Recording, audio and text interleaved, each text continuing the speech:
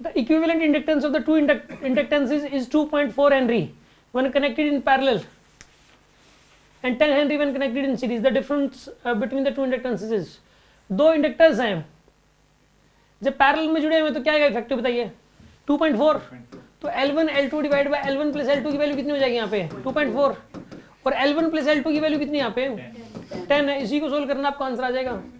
ये 10 यहाँ पुट कर दो, इनका प्रोडक्ट आ जाएगा आपके पास। L1 प्लस L2 कितना आएगा यहाँ पे 24 आ गया, ये 10 इधर पुट कर दिया ना आपने। तो अब आप ऐसा करो L1 L2 आएगा, ये L1 L2 कितना आ गया आपके पास L1 L2 आ गया 24, ठीक है। L1 इंटू L2 की वैल्यू 24 आ गई। अब आप ऐसा करो क्या निकालना था डिफरेंस 6 और 4 होने चाहिए दोनों, तभी तो 24 बनेगा। 12 और 2 भी तो हो सकते हैं। अच्छा लेकिन उनका सम कितना होना चाहिए 10। ऐसे दो नंबर्स लिखो जिनका प्रोडक्ट 24 हो और उनका सम 10 हो, तो 24 कैसे कैसे आएगा। देखो ये तो हिट एंड ट्रायल से कर लो, 6 गुना 4 24 और सम कितना आ रहा है 10 और 2 गुना 12 करोगे मान लो आप, तो ये तो 24 हो जाएगा लेकिन 10 नहीं हो पाएगा।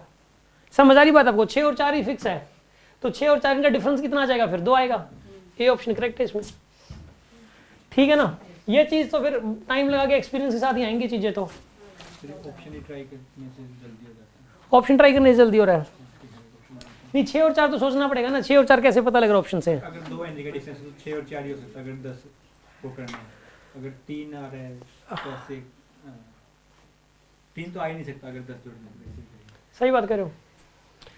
अच्छा उनका सम 10 होना चाहिए, सम 10 होना चाहिए तो डिफरेंस 2 है जैसे, तो डिफरेंस 2 एक तो 6 और 4 बनता है और 3 है। अगर 3 हो ही नहीं सकता, बिल्कुल 3 हो ही नहीं सकता।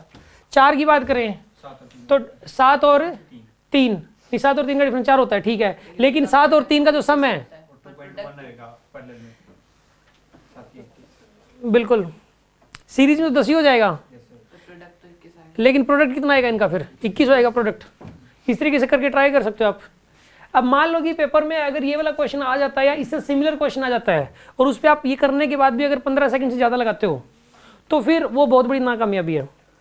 समझ आ रही है बात आपको। तो प्रॉब्लम हमें यहाँ मतलब पेपर में नंबर कमाने का कारण ये नहीं होता कि आपको और ज़्यादा पढ़ना चाहिए था, नंबर ऑफ क्वेश्चन और ज़्यादा प्रैक्टिस करने चाहिए थे।